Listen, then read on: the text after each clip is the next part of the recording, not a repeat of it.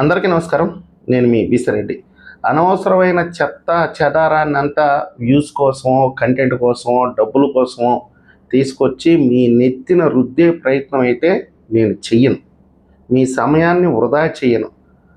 చాలా ముఖ్యమైన విషయం అయితేనే, మీకు చెప్పాల్సినటువంటి విషయం అయితేనే, మీరు తెలుసుకోవాల్సినటువంటి విషయం అయితే తప్ప నా ఛానల్లో కంటెంట్ బయటికి రాదు. ఎప్పుడైనా సరే నేను రోజుకు ఒక వీడియో చేస్తాను, లేదంటే 2 వీడియోస్, అంటే 2 ఛానల్స్ ఉన్నాయి కాబట్టి 2 వీడియోస్ చేస్తా. అంతకు మించి మిమ్మల్ని డిస్టర్బ్ చేసే ప్రయత్నం అయితే నేను చేయను. అది కూడా కాకుండా మిమ్మల్ని డబ్బులు కూడా అడగను.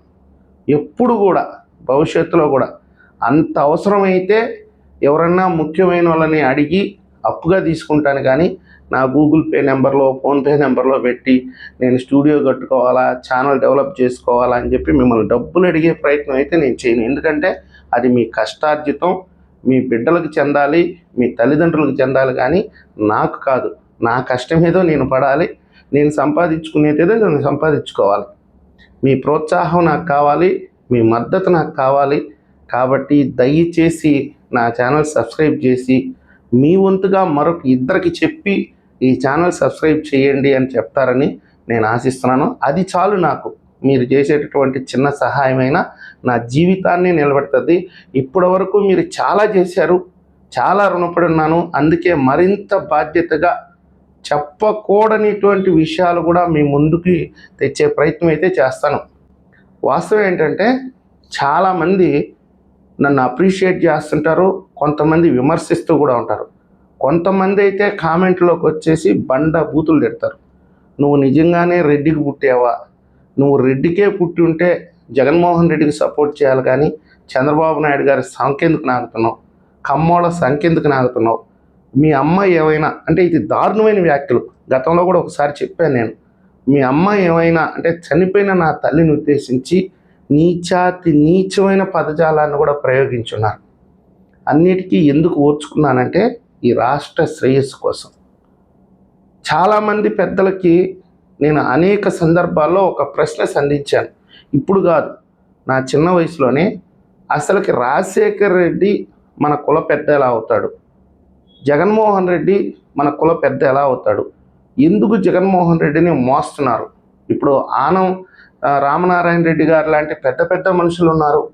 తర్వాత వచ్చి నేదురుమల్లి జనార్దన్ రెడ్డి గారి ఫ్యామిలీ ఉంది. కోట్ల విజయభాస్కర్ రెడ్డి గారి ఫ్యామిలీ ఉంది. అదేవిధంగా జేసీ ప్రభాకర్ రెడ్డి, జేసీ దివాకర్ రెడ్డి గారు లాంటి ఫ్యామిలీ ఉంది.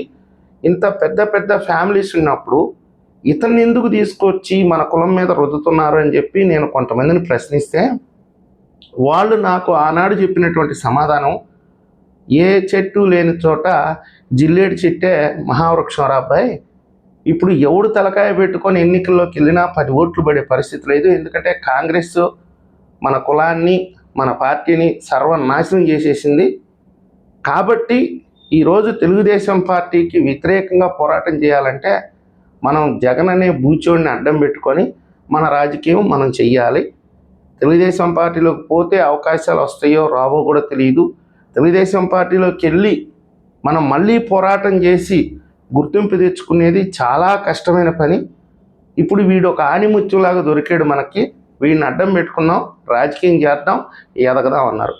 ఎవరికైనా రాజకీయం చెయ్యాలనే ఉంటుంది, ఎవరైనా సరే గుర్తింపు తెచ్చుకోవాలని ఉంటుంది, ఎవరికైనా పదవులు పిచ్చి ఉంటుంది. అందులో మనం కాదనలేనటువంటి నగ్న సత్యం. కాబట్టి కొంతమంది దాదాపుగా 75% వైఎస్ఆర్సీపీకి అండగా నిలబడ్డారు. మొన్న 2019లో అధికారంలోకి తీసుకొచ్చిన తర్వాత నుంచి కొంతమంది పార్టీ కంట్రోల్లో ఉంటారు. కాబట్టి పార్టీ అయిన తర్వాత కొంచెం దానికి సంబంధించి కొన్ని లిమిట్స్ ఉంటాయి. కాబట్టి ఆ లిమిట్స్లో ఉండిపోయి ఏమీ మాట్లాడలేని పరిస్థితిలో ఉండిపోయిన వాళ్ళు కొంతమంది అయితే, తాడేపల్లి స్క్రిప్ట్ని అనుసరించి పరిమితులకి మించి మాట్లాడిన వాళ్ళు కొంతమంది ఉన్నారు. పరిమితులకు మించి దోపిడీ చేసిన వాళ్ళు కూడా కొంతమంది ఉన్నారు. ఎందుకంటే అవకాశం ఉంది. మనం రోడ్డు మీద పోతున్నాము, ఒక బంగారం మూట పక్కన పడిపోతే ఆడెవడన్నా ముష్టోడి పక్కన పడిపోయి ఉందనుకోండి, ముష్టోడిని 2 దెబ్బలు కొట్టైనా సరే ఆ బంగారం మూట ఎత్తుకుపోతాం కదా. వీళ్ళు చేసింది అదే పని. ఆంధ్రప్రదేశ్ ప్రజల్ని ఒక ముష్టోళ్ళలాగా చూపించి ఈ రాష్ట్రంలో ఉండే సంపద మొత్తం దోచుకుపోయిన వాళ్ళు కూడా కొంతమంది ఉన్నారు. అయితే చేసింది ఒకరు, పడ్డ నింద మరొకరికి. నేను రెడ్డి సామాజిక వర్గంలో అందరూ దొంగలని నేను అనట్లా. కొందరు తప్పు చేస్తే ఆ తప్పు 80% మంది నెత్తిన పడింది. కనీసం ఒక ఎమ్మెల్యేకి అపాయింట్మెంటే ఇవ్వని జగన్మోహన్ రెడ్డి రెడ్డి సామాజిక వర్గానికి మంచి చేశాడు, వాళ్ళని నెత్తిన పెట్టుకున్నాడు అని అంటే అది ఎంతవరకు సబబు? ఇప్పుడు ఆయన కూడా ఉన్నాడు సజ్జల రామకృష్ణారెడ్డి. సజ్జల రామకృష్ణారెడ్డిని దగ్గరికి తీసినంత మాత్రాన మా సామాజిక వర్గం మొత్తం బాగుపడిపోద్దా? ఎవడో ఒక ముడ్డిగాడిని తీసుకొచ్చి పక్కన పెట్టుకున్నంత మాత్రాన మా సామాజిక వర్గం మొత్తం బాగుపడిపోద్దా? ఎవడో ఒక ఎదవ తప్పు చేసినంత మాత్రాన మా సామాజిక వర్గం మొత్తం ఎదవలైపోతారా? కానీ నేను ఈరోజు మీ అందరికీ కూడా స్పష్టంగా చెప్పేటటువంటి విషయం ఏంటంటే, ఈ కులానికి పెద్ద దరిద్రం జగన్మోహన్ రెడ్డి. ఈ కులానికి పట్టినటువంటి ఒక చీడ పురుగు జగన్మోహన్ రెడ్డి. మీరు ఎందరినో ఆదర్శం తీసుకోండి. నేదురుమల్లి జనార్దన్ రెడ్డి గారిని ఆదర్శం తీసుకోండి, కోట్ల విజయభాస్కర్ రెడ్డి గారిని ఓన్ చేసుకోండి, జేసీ దివాకర్ రెడ్డి గారిని ఓన్ చేసుకోండి, తప్పే లేదు. మీరు రేపు కాంగ్రెస్లోకి వెళ్ళండి, సిపిఎంలోకి వెళ్ళండి, సిపిఐలోకి వెళ్ళండి, బీజేపీలోకి వెళ్ళండి, జనసేనలోకి వెళ్ళండి.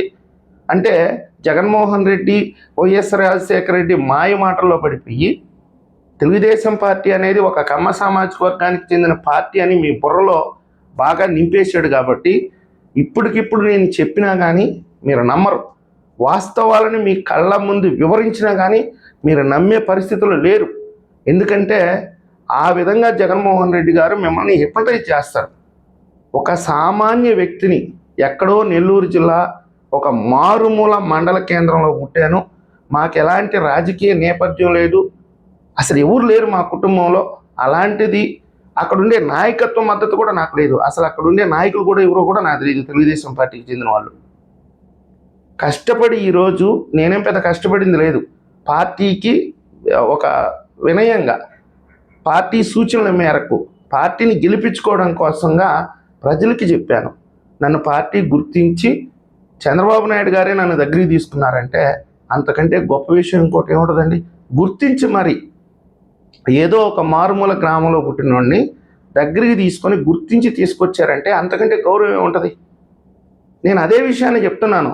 వైఎస్ఆర్సీపీలో ఉండే రెడ్డి సామాజిక వర్గం జగన్మోహన్ రెడ్డి గారి కోసం గుడ్డలు చించుకున్న, ఆడి కోసం ప్రాణాలు పణంగా పెట్టిన మీరు ఈ రాష్ట్ర ప్రజల దృష్టిలో దోషులు అవుతారు.